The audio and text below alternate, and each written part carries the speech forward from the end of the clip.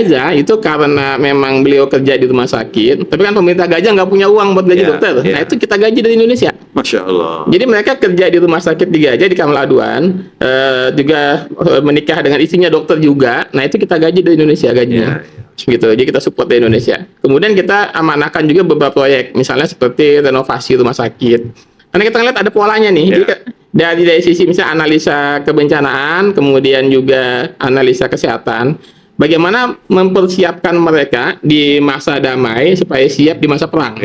Peran upaya kita berkontribusi atau berperan dalam masalah di Gaza ini emang sejak tahun 2015 ya, 2014. Kita pernah kirim 2 ambulan, 2 ambulan. 1 ambulan berhasil masuk, ya. 1 ambulan kemudian masuk ke Gaza. Masuk Gaza. 1 ambulan nggak berhasil. Jadi waktu itu saya ditugaskan untuk ke Mesir, ke Kairo, beli ambulan di Alexandria. Kemudian kita dievakuasi dari Gaza ke Kairo. Dia pulang sholat subuh, kemudian kena rudal, kemudian saudaranya meninggal, kakinya diamputasi. Kita ketemu di rumah sakit di Kairo, terus ya kita bagaimana prosesnya, kemudian bagaimana evakuasinya, dan kemudian pas kita mau pamit pulang, bapaknya bilang semoga kita menang dan dapat sholat berjamaah di Masjidil Aqsa gitu. Jadi saya suasananya begitu ya. Masih begitunya ya. Jadi anaknya ada yang tewas, anaknya kemudian dia amputasi, tapi doanya menang gitu kan. Ini mentalitas tanpa kehilangan daya juang yang. Iya, ini mentalitas pejuang nih, bukan mentalitas korban gitu ya. Ya, kurang lebih lah seperti itu mentalitas mereka ya.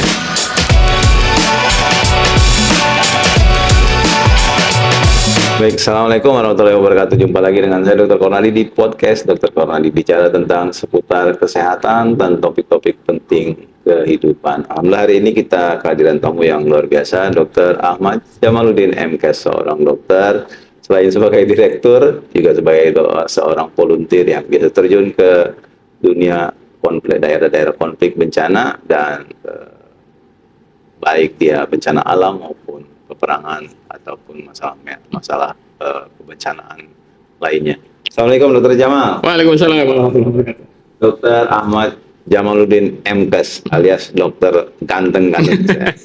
Silakan Dr. Jamal memperkenalkan diri, aktivitas keseharian dan kesibukan yang pasti tentang Imanicare. Ya, baik, bismillahirrahmanirrahim.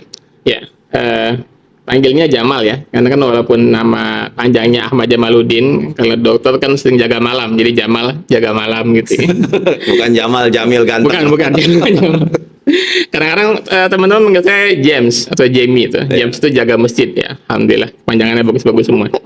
Kalau full time-nya itu saya di manajemen, direktur di Rumah Sakit Permata Gunung Putri ya. Kemudian kalau amanah yang lain di profesi di cabang Jakarta Pusat, dan untuk di sosialnya kita di Imanicare, itu unit sosial di bawah Perhimpunan Profesional Kesehatan Muslim Indonesia. Oh, unit sosial di bawah Prokami. Prokami ya. Oh, baik.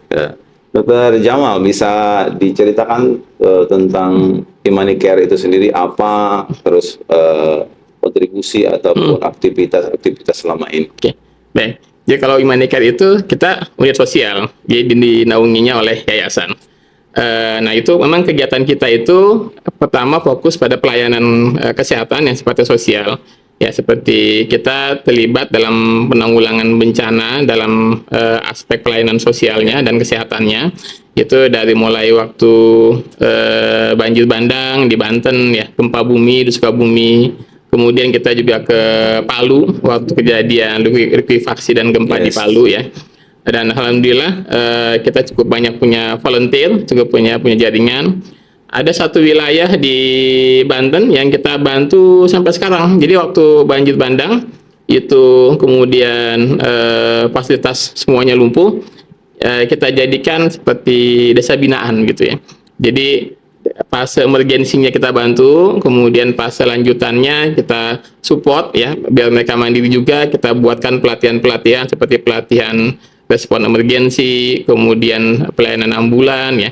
Bahkan kita bantu juga dari aspek lingkungannya, kita bangunkan MCK, sumber air bersih dan lain-lain. Jadi tidak hanya terbatas pada fase kegawat daruratan. Betul, ya bencana harus utuh memang seharusnya semua fase. Saat ini kita juga masih kolaborasi. Kita ada proyek salah satunya membangun sumur bersih ya.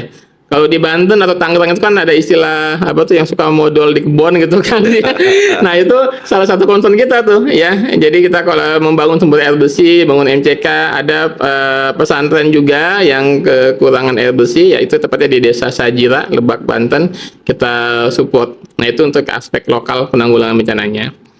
Jadi kalau bisa diceritakan awal berdirinya Imanicare ini gimana ceritanya? Latar belakangnya apa, terus siapa yang menggawangi dan terlibat, dan sampai sekarang punya volunteer berapa? Ya, kalau volunteer kurang lebih mungkin ada sekitar hampir 1.000 ya. 1.000 se-Indonesia. Di Indonesia. Ya, karena kita kan memang di bawah naungan perhimpunan profesional atau POKAMI ya. Nah, itu yang kemudian jadi kekuatan itu sebenarnya yang pertama itu jaringannya luas. Yang kedua temannya banyak gitu. Kalau punya teman banyak, jaringannya luas, itu literally bisa melakukan apa saja, apapun bisa dilakukan.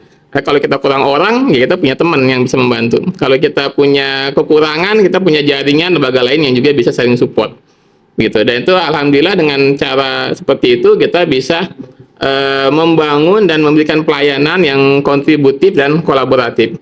Ya, literally apapun bisa kita lakukan. Dan terus menerus. Konsisten. Jadi, ya terus yang belum dijawab tuh kapan mau? Kapannya? Belakangnya. Kalau secara badan hukumnya itu pertama tahun 2020 dalam bentuk yayasan ya. Yes. Tapi kalau aktivitas sebenarnya sudah sejak tahun 2005 mungkin ya.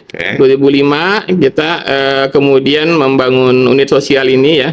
Juga berkolaborasi dengan berbagai macam lembaga lainnya, ada Bulan Sabit Merah, kemudian ada juga dari Palang Merah juga kita terlibat, dan salah satu pola yang menarik memang pola kolaboratif sekarang yang kalau saya boleh izin komentar mungkin bisa jadi model terbaik itu di DKI Jakarta. Yes. Itu gimana setiap lembaga itu bisa berkolaborasi dan diapresiasi kontribusinya gitu.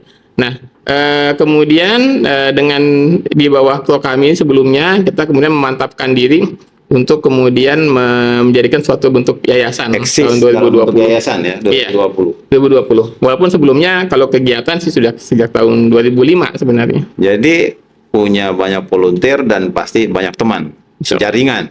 Teman dan jaringan. Jadi saling melengkapi istilahnya. Jadi kalau kita nggak punya, minta teman yang backup dan lain sebagainya. Betul. Baik, jadi secara literal sebenarnya kan kemampuan membangun jaringan yang betul. Apa yang Dr. Jamal bisa sampaikan bahwa kita ini nggak bisa nih kerja sendiri tanpa jaringan? Ya, yang pertama adalah semangatnya sama, saling berkontribusi satu. Yang kedua saling mengapresiasi ya. Contoh yang kita coba sama saling makan di lapangan gitu ya. Ya, gitu ya. Ya, jadi kalau misalnya gini, contohnya dalam penanggulangan bencana kan, dulu itu dimonopoli ya. Misalnya pemerintah kan, kita dari lembaga lain susah ya, dari yayasan susah, lembaga sosial susah, partai susah ya. Kemudian pemerintah kemudian coba monopoli yang mengatur gitu, tapi kemudian justru malah menghambat ya. Nah, kemudian kita melihat sama-sama di waktu itu teman-teman namanya Squad Penanggulangan Bencana, berbagai macam NGO, dan kemudian kolaboratif waktu tahun 2017 kalau salah waktu itu ya. Itu bagaimana setiap semua lembaga, semua entitas itu diakui kontribusinya dan diapresiasi oleh negara, oleh pemerintah, dan oleh sama lembaga lain. Jadi kalau ada informasi misalnya info bencana munculnya dari BPBD, kemudian ketika kebakaran, di forum, semua orang bilang, oh saya bantu sisi ini, saya bantu di sini, saya bantu di sini gitu. Semuanya diakui, diakomodir, kemudian diatur pada fase darurat siapa turun duluan, ya PMI dulu, Manicare dulu, bawa ambulan, bawa tenaga medisnya, kemudian tim damkar, kemudian fase berikutnya pas pemukiman pemukiman sementara ya, penampungan sementara itu yang dibutuhkan apa, makanan darurat dan lain-lain, sampai fase recovery siapa yang bantu, siapa nanti lembaga yang kasih bantu, misalnya pakaian sekolah, perlengkapan sekolah, siapa yang bikin bangunan. Nah itu semuanya berkontribusi, berkolaborasi dan diapresiasi ininya. Ya, intinya kolaborasi dan diapresiasi. Pasti ada yang ngatur nih, kan? Betul. Jadi ada kepalanya, ada komandannya, dan memang semakin kesini semakin baik sih rasanya. Baik, Dr. Jamal. Kalau Imani Care fokusnya di bantuan medis atau yang penting bisa dibantu apa aja yang bisa dimasukkan? Ya, ya. Sebenarnya alhamdulillah dengan jaringan dan kekuatan pertemanan dan sumber daya relawan Ya. yang kita bisa bilang, mungkin kita berani bilang unlimited ya. Itu basically semua bisa kita lakukan. Tapi memang ada fase-fasenya begitu ya. Jadi kalau misalnya ada fase darurat ya, kita punya ambulan rescue. Kita punya relawan yang juga terlatih ya. Jadi dari mulai orang awam yang kita latih, perawat, kemudian sampai petugas ambulannya, kemudian para tenaga perawat, tenaga medis, dokter semuanya, termasuk juga jejaring teman-teman kita di rumah sakit rujukan. Itu yang pertama. Jadi pas darurat kita bisa support di sini. Tapi harus tetap koordinasi ya dengan kemudian pihak-pihak yang menjadi komandan lapangannya. Yang kedua pada fase rekonstruksi ya, misalnya pada fase pemukiman sementara misalnya penampungan sementara, kita punya namanya mobil dapur air. Jadi kita memberikan support nih, kita sumber air bersih dapur tersebut, kemudian kita semacam support logistik baik buat relawan maupun Ini di teknisi. seluruh Indonesia atau fokus di Jakarta? Kita kalau mobil ini paling jauh kita sampai ke Banten. Oke. Pernah Banten, Sukabumi pernah. Jabodetabek ya. Ya, Banjabar kali ya. Ya, Banjabar itu berarti Banten, Jawa Barat dan Sekitarnya. Jakarta ya gitu. Untuk mobil emergency ini ya. Kalau untuk mobil yang ini memang kalau untuk yang antar pulau kita belum berkesempatan. Gitu. Baik, Dr. Jamal, kalau melihat kondisi saat ini kan bantuan medis, bantuan bencana tidak terlepas dari fokus utama dunia, Iya. khususnya Indonesia yang begitu support sebenarnya, termasuk baik NGO dan terutama negara kita yang pemerintah fokus tentang masalah Palestina. Apakah Imani Care juga menaruh perhatian khusus tuh di masalah Palestina Gaza ini? Ya, kalau untuk peran upaya kita berkontribusi atau berperan dalam masalah di Gaza ini emang sejak tahun 2015 Yes. ya, 2014. Kita pernah kirim 2 ambulan sana. Oke. 2 ambulan. 1 ambulan berhasil masuk ya. 1 ambulan kemudian Masuk ke Gaza. Ya. masuk Gaza. 1 ambulan nggak berhasil. Jadi waktu itu saya ditugaskan untuk ke Mesir, ke Kairo, beli ambulan di Alexandria. Kemudian itu yang ketika tidak berhasil masuk, ambulan itu kita hibahkan ke Bulan Sabit Merah Mesir. Yes. Ya, karena memang banyak pasien-pasien dari Gaza itu yang dievakuasi ke Kairo. Gitu. Jadi salah satunya kita pernah ini cerita dulu ya waktu ketemu pasien dari Gaza ya, waktu kita dievakuasi dari Gaza ke Kairo, dia pulang sholat subuh kemudian kena rudal, kemudian saudaranya meninggal, kakinya diamputasi. Kita ketemu di rumah sakit di Kairo, terus ya kita bagaimana prosesnya, kemudian bagaimana evakuasinya, dan kemudian pas kita mau pamit pulang, bapaknya bilang semoga kita menang dan dapat sholat berjamaah di Masjidil Aqsa gitu. Jadi saya suasananya gitu ya. Masih begitunya. Masih begitunya ya. Jadi anaknya ada yang tewas, anaknya kemudian diamputasi, tapi doanya menang gitu kan. Ini mentalitas Tanpa kehilangan daya juang yang. Iya, ini mentalitas pejuang nih, bukan mentalitas korban gitu ya. Ya, kurang lebih lah seperti itu mentalitas mereka ya. Kalau melihat ini kan satu berhasil ambulan masuk, satu di Mesir yang di ini. Yang masuk sampai sekarang terpantau seperti apa? Yang masuk, nah ini yang masuk. Kita alhamdulillah bisa ngirim yang ketiga. Oke. Yang ketiga ini baru-baru ini aja pas serangannya. Jadi yang kalau yang berhasil masuk itu susah udah enggak ini lagi ya. Termasuk yang hancur. Nah, tapi kita berhasil mengirimkan lagi satu lagi ya. Kapan tuh? Itu di tahun 2024. Oke. Jadi pas mau puncak-puncaknya ya.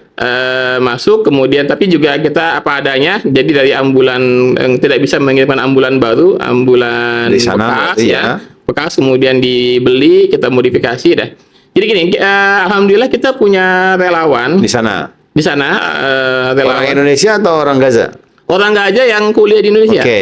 Jadi yang di sekolahin dulu. Iya. Orang BSMI dulu. Betul dulu ya. Nah ini ada satu ya pada saat masih mahasiswa beliau ini aktif gabung sama kita. Iya. Ya, jadi ikut kegiatan jadi tetap kita. nyambung ya. Ya, dengan Imani Care. Nah, kemudian pas termasuk pada saat beliau lulus kuliahnya kembali ke Gajah menghibahkan sepeda motornya untuk Humanicare. ya. Nah, kemudian di Gajah itu karena memang beliau kerja di rumah sakit, tapi kan pemerintah Gajah nggak punya uang buat gaji Ya, dokter. ya. Nah, itu kita gaji dari Indonesia. Masya Allah. Jadi mereka kerja di rumah sakit di Gajah di Kamal Aduan, juga menikah dengan istrinya dokter juga. Nah, itu kita gaji dari Indonesia gajinya. Gitu. Jadi kita support dari Indonesia. Kemudian kita amanahkan juga beberapa proyek, misalnya seperti renovasi rumah sakit. Karena kita lihat ada polanya nih. Ya. Jadi dari sisi misalnya analisa kebencanaan, kemudian juga analisa kesehatan, bagaimana mempersiapkan mereka di masa damai supaya siap di masa perang. Ya. Nah, salah satunya yang kita perhatikan itu dari aspek kebutuhan kesehatannya. Pertama, evakuasi ketika ada korban. Berarti kita siapkan ambulan evakuasi. Yang kedua, di rumah sakitnya. Berarti kita renovasi rumah sakitnya. Jadi kita bikin program renovasi kamar operasi dan UGD-nya. Ya. Yang ketiga, SDM-nya. Jadi dan itu pas kebetulannya itu mungkin sudah qadarullohnya itu sebulan sebelum invasi Israel ke Ya. Gaza. Ini Dr. Muhammad ini namanya, beliau membentuk bersama teman-temannya membentuk tim evakuasi ambulan. Oke. Jadi beliau keluar dari tugasnya di rumah sakit, pindah tugas. Jadi Fokus ke ambulan. fokus ke evakuasi, Yes. evakuasi. Dan ternyata pas banget itu. Menjelang kejadian Punya itu. ya. Jadi mereka udah udah siap. Kebetulan sudah siap untuk kemudian melakukan evakuasi Yes. besar-besaran. Ya. Begitu. Jadi dan Pas juga support ambulannya dikirim. ambulannya kemudian kan kita susulkan lagi, Iya. tambahan lagi ya. Jadi itu kita amanah dari teman-teman di Indonesia untuk memberikan ambulan ke Gaza. Itu ya salah satunya. Kalau suka ngelihat Al Jazeera tuh ada tuh ambulan Humanicare warna biru tuh ya.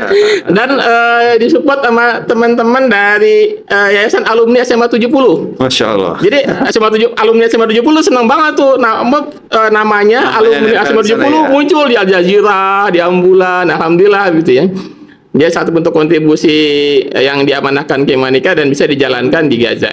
Walaupun mungkin mungkin sudah takdir Allah, tahun lalu Dr. Muhammad itu syahid sekeluarga. Jadi beliau sekeluarga yang ada satu anaknya, jadi pula anaknya dua, satu alhamdulillah masih hidup, bertahan, kemudian dengan luka bakar sekarang dievakuasi di Kairo. Beliau dengan istrinya Dr. Dima syahid, kemudian anaknya satu orang syahid. Gitu. Ya, tapi ya selama beliau di Gaza sudah berhasil membangun jaringan, menghubungkan antara Humanicare dengan tim medical evacuation-nya, dan masih berjalan sampai sekarang. Jadi walaupun Dokter Muhammadnya meninggal, syahid, istrinya juga syahid, tetap hubungan antara lembaga yang beliau bangun Humanicare dengan masih lembaganya berjalan. tetap masih komunikasi Betul. sampai sekarang. Ya, dan mereka juga Jadi tidak terputus ya. tidak terputus. Kita bikin program bareng. Ya. Program bareng. Salah satunya itu evakuasi ambulan masih berjalan. Oke. Ambulan masih berjalan, kemudian juga beberapa program lain, medical point, jadi mereka bikin kayak semacam pos pelayanan kesehatan di titik-titik pengungsian, masih berjalan, juga amanah-amanah yang lain, menyalurkan bantuan logistik, ya, kemudian kita kemarin juga kurban, Ya. Itu kalau kurban nggak bisa dipotong di Gaza kalau kurban. Gimana itu kita dipotong di negara lain, kemudian dikirimkan dalam bentuk sudah frozen. jadi. Ya, frozen. Oke. Dokter Jamal, kalau melihat kondisi saat ini Gaza, Palestina dan sekitarnya, tantangan terbesar untuk teman-teman kita yang memberikan support bantuan apa sih sebenarnya? Ya, yang pertama akses ya. Oke. Jadi akses ini akan menjadi pembuka untuk semua bantuan, gitu. Jadi kalau nggak ada akses itu bantuan benar-benar nggak bisa masuk saat itu. Ya, yang baik itu bantuan SDM. Akses yang paling terbuka sekarang dari mana? Sekarang, Mesir? Ya, tampaknya demikian ya. Walaupun juga nggak sangat terbatas. Kemudian kita punya pengalaman menarik tuh. Mesir itu kan sebenarnya kedekatannya itu antara Mesir dengan Palestina nggak terlalu dekat ya. Dekatnya justru mungkin dengan Israel dan Amerika dan Saudi gitu. Jadi tahun 2015 itu kita itu susah ngirim bantuan. Jadi Mesir itu kan benar-benar menutup menutup bantuannya ke tahun 2015 itu setelah presiden yang sekarang yang Asisi itu. Nah, supaya bisa masuk, salah satu caranya kita kerjasama lewat jaringan kita internasional. Alhamdulillah lewat kami Imani kan ada jaringan sama dokter Muslim Ya, di FIMA. FIMA. Salah satunya itu dengan ikatan dokter Arab. Oke. Nah, Saudi. Nah, itu karena dokter Arab Saudi itu masuk pendukung pemerintah Mesir, nah mereka bisa lebih longgar gitu. Oke. Lebih longgar. Nah, itu kekuatan jaringan di situ sebenarnya. Ya. Bisa nitip bantuan kan. Wah, dari Indonesia nggak bisa masuk, kita nitip Lewat mereka. lewat mereka. Ya, contohnya juga kayak sekarang kan teman-teman BSMI kan masuknya lewat NGO Ar-Rahmah yang Ya. dari Amerika. Nah, itu gitu kekuatan jaringan. Jadi bisa memberikan bantuan SDM juga lewat teman-teman kita. Oke, yang pertama akses. Yang kedua, Yang kedua, selain akses ya, yang kedua keamanan. Ya keamanan, karena kan judulnya kan nggak aman ini buat semua orang ya. Mau ngaku dokter, mau ngaku jurnalis, iya, mau ini ngaku soal siapapun. keamanan ini kan dulu saya pernah tim bantuan medis ke Irak waktu saya Iya. dosen kan. Begitu kita lihatin logo Red Crescent, wah mereka oke, medis silahkan maju. Tapi sekarang di Israel di Nggak Gaza, pandang bulu nggak ada. tuh. Betul. Rumah sakit aja ditembak gitu. Iya, rumah sakit aja dirubuhin, Oke. wartawan ditembakin, itu. Jadi kalau prinsipnya kalau sudah ke sana ya sudah titip wasiat sepenuhnya ya dengan baik. Yang ketiga, ya tentu saja dari ini ya, dari intensitas bantuannya ya, Ya. baik itu juga dari SDM-nya dan kemudian juga dari logistik yang dikirimkan. Tapi saya kira kalau yang dua itu yang penting utama tadi, akses dan keamanan. Ya, kalau akses itu sudah terbuka, itu bantuan tentu saja akan mudah Oke. mengalir. jadi kan sebenarnya kalau dari sisi keamanan kan udah kelihatan tuh Iya. secara umum tidak aman walaupun bilang aman baik-baik saja dan lain sebagainya kan, apalagi terbukti tim medisnya Imani dokter Muhammad di sana meninggal. Jadi secara umum sangat tidak jelas sisi keamanannya dan baik sepertinya siapapun yang ke sana ya sudah siap dengan segala macam ininya termasuk surat wasiat ya. Baik Dokter Jamal, kalau sebelum menjadi relawan Imani Care, apa saja sih yang harus disiapkan? Yang pertama untuk relawan sendiri kita membuka diri untuk ini, untuk Siapapun? Iya, siapapun boleh. Jadi Ya. sifatnya terbuka ya? Yes, ya nggak harus kesehatan ya. Bahkan kita juga ada Oke. teman-teman yang marketing, ya, ada yang fundraising, ada yang keuangan, ada yang logistik dan lain-lain. Kita terbuka. Yang kedua memang ada proses yang kita berharap itu ada semacam peningkatan kapasitas bagi relawan kita. Oke. Jadi kalau jadi relawan nggak boleh dapet capeknya doang gitu ya. Udah relawan kan berarti serelanya gitu Yeah. kan. Serelanya udahlah, masalah duit mah nggak usah dipikirin kan, udah rela gitu. Tapi juga jangan sampai kita kehilangan kesempatan untuk meningkatkan kapasitas. Makanya kita juga ada lembaga-lembaga pelatihannya, ada pelatihan. Dan kita alhamdulillah tahun kemarin itu spin off Imani Care bikin lembaga pelatihan juga. Jadi pelatihan kita yang kan base sosial ya. Sosial Yeah. itu artinya gratis buat masyarakat. Kita pelatihan CPR, pelatihan first aid, itu gratis itu. Nah, tapi kalau ada peluang jadi pelatihan profesional juga untuk meningkatkan kualitas pelatihannya juga. Nah, relawan kita itu kita wajibkan ikut pelatihan ini. Jadi standar penolong pertama tuh harus bisa. Ya, harus bisa. Jadi kita ada modul pelatihannya, kemudian certified, mereka harus bisa jadi relawan. Yang kedua juga ada peningkatan kapasitas sesuai dengan profesinya masing-masing. Yes. Jadi mesti ada proses rekrutmennya. Terbuka Ada gimana? proses, judulnya kita mungkin bukan proses pembinaan gitu ya. Ya. Ada pembinaannya. Ya, terbuka bagi siapapun yang mau jadi relawan Imani Silakan. Care. Silakan ya. Silakan. Ya. Atau membuka misalnya kejadian-kejadian tertentu, bencana di daerah tertentu, siapa yang mau berangkat dibuka biasanya gitu kan, relawan-relawan. Enggak? Iya, yang seperti itu memang juga ya, tapi memang kita sih alhamdulillah ya.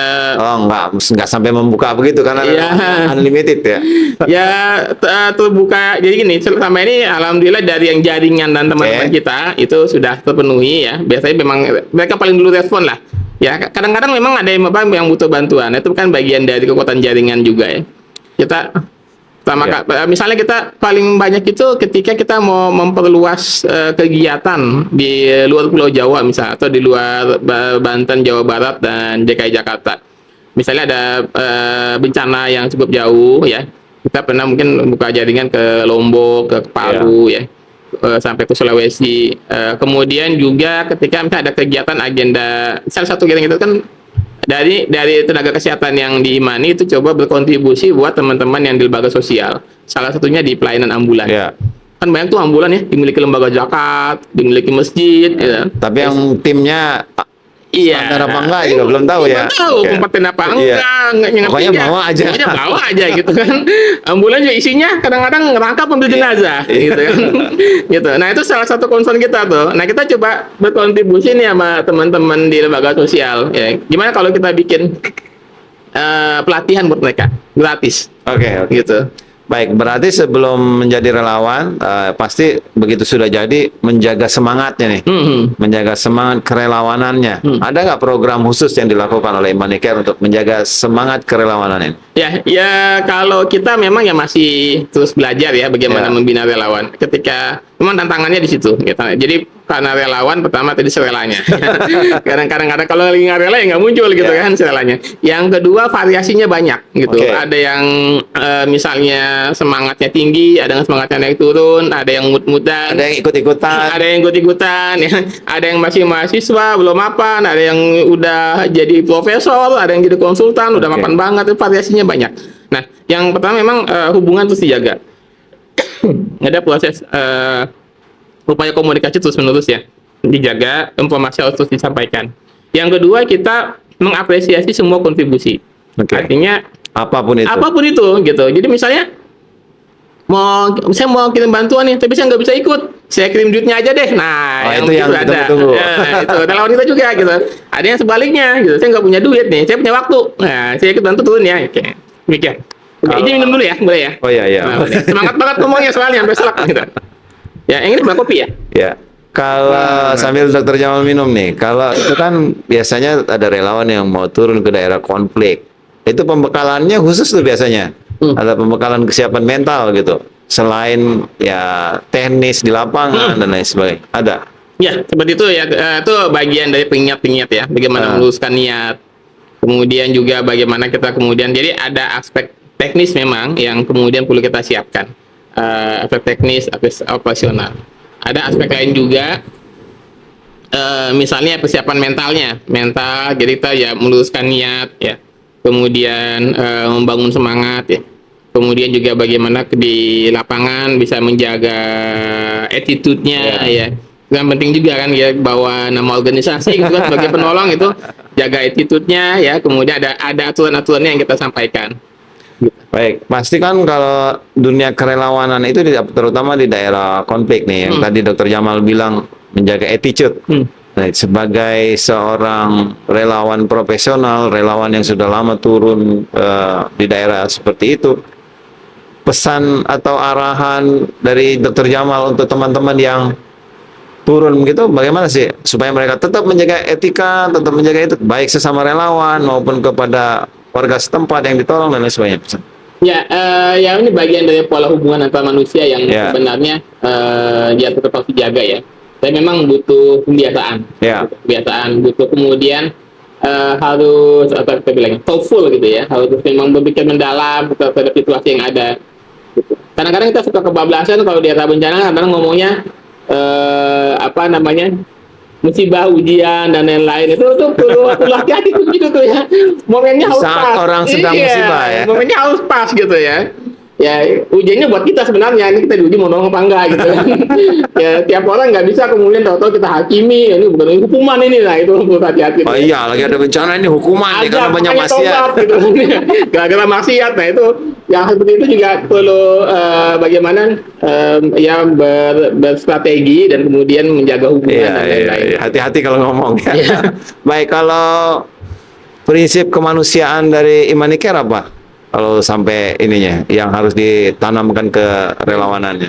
Oke, yang pertama kalau dalam bahasa ininya ya, bahasa Islamnya mungkin pertama adalah khidmatul umat, melayani umat. Makanya tagline kita adalah, ada dua tagline kita. Yang pertama save a life, save mankind. Jadi bagaimana nyawa itu begitu berharga, kita menyelamatkan satu nyawa itu bagaikan menyelamatkan seluruh manusia. Yang kedua, sebaik-baik manusia adalah yang paling bermanfaat. Itu yang pertama. Jadi filosofi dasarnya itu ya, melayani dengan dua dasar tadi ya, menyelamatkan nyawa yang begitu berharga, bagaikan menyelamatkan manusia. Yang kedua, bagaimana setiap orang itu memberikan manfaat hingga kita bisa menjadi yang terbaik di kalangan umat. Jadi walaupun satu nyawa ya itu sangat bermakna ya. Jadi prinsipnya menyelamatkan satu nyawa sama saja dengan menyelamatkan seluruh manusia. Terus yang kedua siap memberikan manfaat sebesar-besarnya buat semuanya. Baik. Kalau dari Dr. Jamal sendiri, pernah nggak sih atau tim relawannya Imanicare mengalami dilema moral saat di lapangan? Dilema moral ya kalau tolong nggak nih ya, tolong nggak nih ya gitu. Ya kalau upaya menolong sih alhamdulillah nggak pilih-pilih ya, kita selalu berusaha untuk memberikan yang sebaik-baiknya. Ya ada berbagai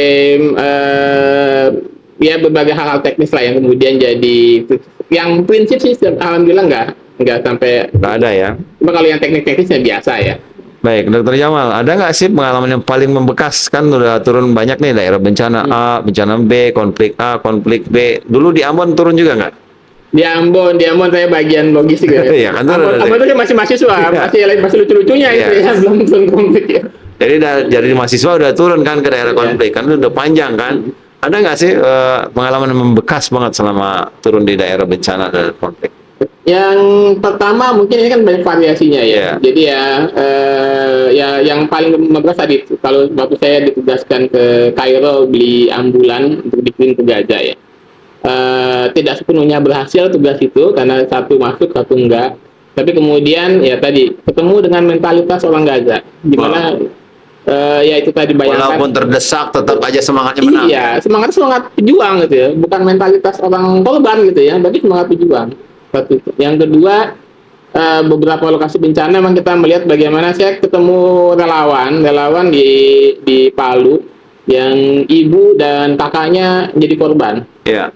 Cara dia healing adalah dengan membantu orang lain. Jadi dia tuh korban statusnya sebenarnya. Cuma dia kemudian justru jadi relawan, membantu kita.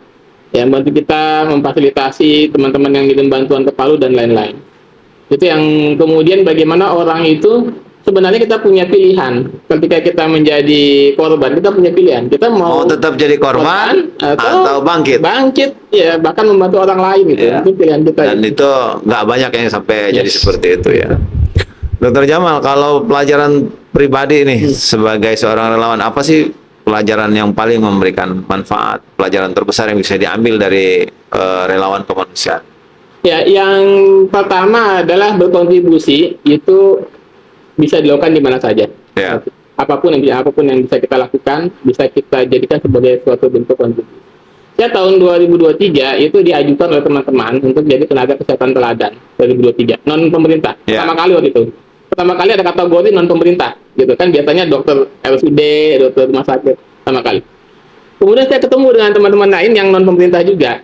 Itu kebanyakan daerah terpencil. Jadi ada bidan di Asmat gitu ya, yang kalau dia bertugas naik perahu nyusuri sungai ya. Kemudian ada yang dokter di Papua yang kemudian dia berobatnya hanya dengan Rp2.000 gitu ya. Macam-macam gitu. Saya satu-satunya yang di kota.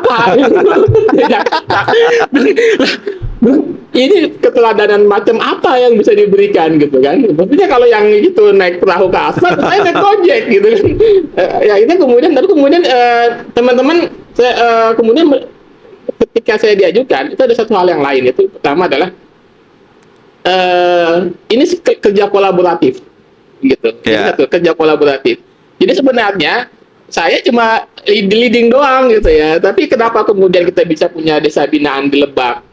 Kita kemudian bisa punya program pelatihan gratis buat masyarakat. Itu kan ada tim yang bekerja, ya. Ada tim yang bekerja gitu ya. Jadi sesungguhnya ya itu apresiasinya sebenarnya sebagai sebuah bentuk tim. Ini pola yang berbeda ketika kemudian penghargaan teladan diberikan kepada perseorangan. Karena sebenarnya ini penghargaan kepada kolektif, kepada tim yang bergerak sepenuhnya gitu. Itu sebenarnya. Dan menang kemarin enggak? Dapat penghargaan dari Kemenkes, alhamdulillah. Ya itu kan jadi yang penilaiannya ada yang memang fokus dia terjun di daerah bencana, ada yang sebagai tim kolektif kolegial dan memang masing-masing. Makanya tadi kata Dr. Jamal memang masing-masing kontribusinya sesuai dengan kebermanfaatan. Dr. Jamal, kalau menurut Dr. Jamal apa sih yang harus dipahami betul oleh masyarakat dalam hal kesiapsiagaan bencana ini? Ya, yang pertama kita ya hidup bersama bencana gitu ya. Indonesia ya. Indonesia bencana gitu ya. apalagi ya judulnya ada bencana-bencana yang memang sudah menjadi bagian karakter dari negara kita. Iya. Ya, adalah yang bisa dicegah tuh model kayak kebakaran, yang man-made, yang karena memang kita itu bisa kita cegah dan harus dicegah. Satu. Yang kedua adalah bagaimana kita melakukan sebuah persiapan-persiapan. Jadi ketika sekarang kan trennya ini ya, buat bencana itu adalah pengendalian risiko. Ya, Gitu. mitigasi. Mitigasi. Jadi mitigasi bagian dari pengendalian risiko gitu kan. Risiko. Jadi Berarti sebelumnya litigasi dong. Wah, itu kali ya istilahnya ya. Tapi judulnya aja pengendalian bencana atau Sebelum bencana risk kejadian. reduction, Ya. ya pengurangan risiko bencana gitu. Nah itu yang kemudian yang utamanya di situ. Nah kemudian setelah itu dilanjutkan dengan bagaimana pencegahan, bagaimana kalau kejadian jangan sampai berdampak besar gitu seperti itu dan pemulihan dan lain-lain. Jadi sebenarnya yang terkait dengan kesiapsiagaan bencana ini adalah risk reduction, mengurangi resiko Yang paling kejadian. awal itu dulu. Artinya edukasi dong. Iya. Jadi Semakin banyak semua bagian dari kesiapsiagaan yang utama itu adalah bagaimana edukasi. Gitu. Dari mulai upaya pencegahannya, pengurangan resikonya, kemudian bagaimana tindakan apa yang dilakukan ketika terjadi bencana. Semuanya bagian dari edukasi. Salah satunya adalah bagaimana kita menganalisa resiko. Misalnya di kita, kita di sini ya. Di sini kalau di sini kita bencananya apa aja nih? Kebakaran, kebanjiran, gempa bumi. Nah kalau kita udah punya daftar resiko seperti itu, kita bikin cara antisipasinya.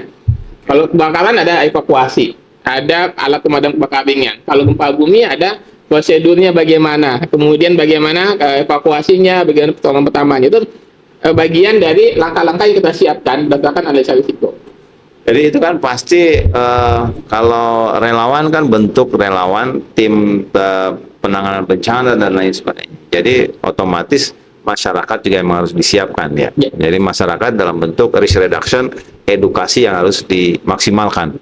Nah, kontribusi masyarakat yang bisa dilakukan terutama nih yang nggak bisa turun. Jadi udah ada bencana nih, jangan ngerecokin, jangan ngeramein, ya kan? Betul. Jadi yang pertama adalah bahwa kita cukup bersyukur ya Indonesia itu masyarakatnya peduli. baik, peduli banget gitu ya, baik-baik. Jadi jiwa ininya filantropinya tinggi banget gitu ya. Yang namanya nyumbang, yang namanya berpartisipasi tinggi banget ya. Bahkan pada saat kita masih sedang susah pun mau ngebantu orang lain, itu kita syukurin ya.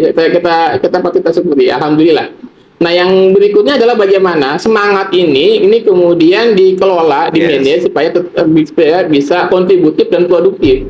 Ya misal kalau kita semangat menolong orang, ya kita siapin bagaimana menolong orang dengan benar ya. Tahu penolong pertama ya. Kalau kita kan biasanya kalau kejadian kecelakaan aja di jalan tuh. Ya, jalan itu. Biasa kan rame-rame digotong, rame-rame ke pinggir. Kenapa? Biar kagak macet gitu kan. Nah, kalau di luar negeri di negara maju itu jalanannya diatur supaya ambulan bisa lewat, baru kemudian dievakuasi dengan cara yang benar gitu kan. Nah jadi semangat nolongnya ada, cuma cara nolongnya mungkin belum pada tahu. Sama tuh misalnya ada kejadian orang tiba-tiba pingsan, ya semua pengen nolong tuh. Betul, ada yang pupuk, ada yang dimasukin air, diminumin segala macam, ada yang digotong. Nah itu jadi yang pertama semangat membantu ini harus kita kemudian kita kelola, kita manage dan kita persiapkan. Ya kalau kita mau nolong orang kecelakaan tahu cara nolongnya, orang serangan jantung pengen nolong tahu cara nolong yang benar gitu. Iya. Terutama nih masalah masyarakat kan kalau dia pengen nolong, dia nggak bisa terjun ke daerah bencana dan lain sebagainya.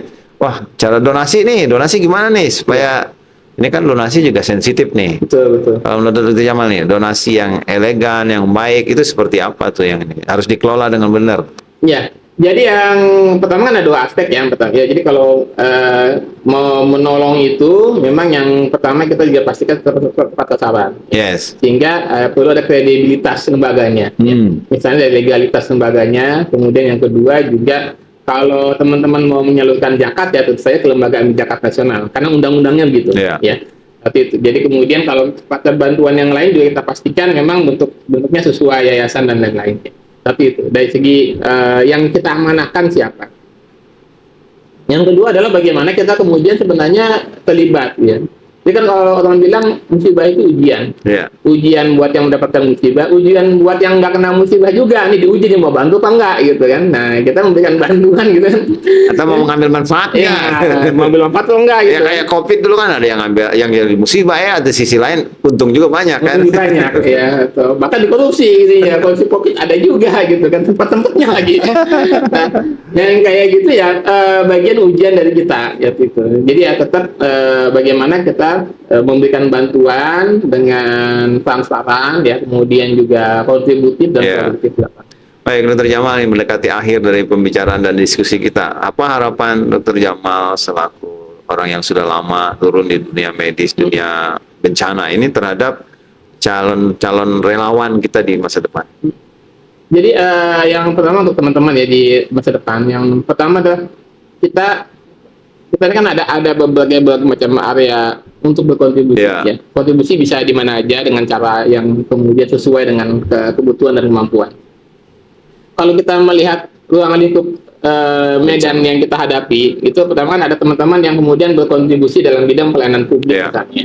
Kerja sekolah di RSUD kan, nah di RSUD itu kan aspek publik gitu. Iya. Ya itu udah pasti bentuk kontribusinya, gitu kan, bagian amal perjuangannya di situ. Ada teman-teman yang di aspek private, atau tadi punya klinik gitu kan, punya klinik, itu aspek private-nya tuh ya, private-nya ya. Nah, Dr. Konadi juga punya aspek sosialnya gitu kan, di ID ya, kemudian di yayasan dan lain-lain. Jadi ruang lebih gitu. Nah, buat teman-teman yang di dunia kerelawanan, di mana itu bekerja dalam aspek sosial, ini sesungguhnya sangat fleksibel dan dinamis. Iya. Jadi kalau dulu mungkin kita kalau mau bikin pelayanan kesehatan sosial itu kan bikin baksos gratis gitu, Ya. orang pada datang berobat. Lah sekarang orang berobat gratis pakai BPJS, gitu. Apa masih sesuai caranya gitu kan? Kan beda lagi ceritanya kan. Ya kita kemudian misalnya yang kita cari cara lain misalnya dengan advokasi, Ya. pendampingan, kemudian nggak bakal kehabisan cara deh yang namanya orang sosial itu ya, Pak. Selalu ada cara untuk berkontribusi. Tapi kemudian kita bisa beradaptasi dengan tepat gitu. Ya, terus kemudian juga bagaimana kita mengedukasi masyarakat. Catatannya gini, kami di Medicare. ya di Medicare ini memang salah satunya ngelihat bahwa ada kondisi di mana aspek sosial edukasi masyarakat itu tidak begitu menjadi perhatian. Kita kesulitan fundraising kalau topiknya edukasi gitu ya. Kalau buat pelatihan masyarakat, pelatihan CPR gitu gratis, Sulit itu. susah itu ya. Kalau misalnya buat penanggulangan bencana lebih mudah gitu Iya, kan, iya. mudah. Lebih gampang orang Lebih gampang hitibanya. ya, mau bikin bakso lebih gampang. Kalau mau bikin pelatihan ini bagaimana ibu-ibu bisa memberikan pertolongan pertama kalau ada kecelakaan di rumah gitu Susah, kan, ya. susah. Pelatihan driver ambulan, siapa yang latih ini lembaga sosial ya. Kadang-kadang teman-teman kita nggak perhatian juga, nggak Iya. concern juga, nggak mau mengalokasikan dana supaya driver ambulan mereka profesional, nggak mau juga. Akhirnya kita nyariin. Jadi kita bikin pelatihan gratis buat teman-teman lembaga sosial gitu. Gratisnya juga susah juga dananya gitu. Jadi memang aspek edukasi, pemberdayaan, meningkatkan kompetensi buat masyarakat itu termasuk yang sulit sekarang. Karena mungkin tidak terlalu Mendapatkan seksi lah seksi, gitu ya, nggak terlalu seksi dibanding kemudian bantuan langsung ya. Tapi ya kita tetap istiqomah insya Allah ya. Tetap melihat bahwa ini suatu hal yang penting dengan berbagai macam kesulitannya. Baik, Ya. Dr. Jamal, di akhir diskusi kita nih, pesan kita Dr. Jamal selaku orang yang sudah lama di dunia medis terkait dengan kebencanaan, pesan buat rakyat Indonesia, pesan buat masyarakat terkait dengan supaya siaga dengan bencana, dan pesannya juga dengan relawan bencana. Apa nih? Ya, yang pertama penting sekalian ya buat teman-teman, buat masyarakat ya. Yang pertama adalah bahwa kita hidup di Daerah yang ibaratnya ada yang pernah bilang, profesor kami itu bilang Indonesia supermarketnya bencana. Apa aja ada gitu ya. Ya dari mulai gunung berapi ya sampai banjir, sampai kebakaran semuanya ada. Jadi marilah kita kemudian melakukan sebuah upaya-upaya mengurangi resiko-resiko yang muncul akibat bencana tersebut. Bagaimana kita mempersiapkan diri, mengurangi resikonya, kalau kejadian pun tidak sampai berdampak besar. Itu yang pertama. Yang kedua, bagaimana kita juga memelihara semangat untuk berbagi dan membantu. Ini salah satu karakter bangsa kita yang sangat bisa kita banggakan ini ya, membantu. Nah, bagaimana semangat membantu ini adalah membangun jiwa kerelawanan. Ya. Kerelawanan. Nah, kemudian ini juga kerelawanan ini kita lengkapi dengan kemampuan memberikan pertolongan yang benar. Jadi kita mari terus melatih diri kita. Semangat menolong diiringi dengan kemampuan menolong yang benar. Demikian. Baik, Dr. Jamal, terima kasih atas diskusi yang hangatnya yang luar biasa terkait dengan dunia kebencanaan dan tim siaga bencana yang mudah-mudahan bila suatu saat dan mudah-mudahan tidak terjadi dan terhindar, kalaupun terjadi tidak terlalu berdampak besar karena kita memang sudah mempersiapkan diri dengan menghadapi dengan kesiapsiagaan bencana kita. Terima kasih Dr. Jamal atas diskusinya, luar biasa. Terima kasih banyak nih atas cappuccino-nya. Alhamdulillah ya. Ya. Demikian teman-teman. Assalamualaikum warahmatullahi wabarakatuh. Waalaikumsalam.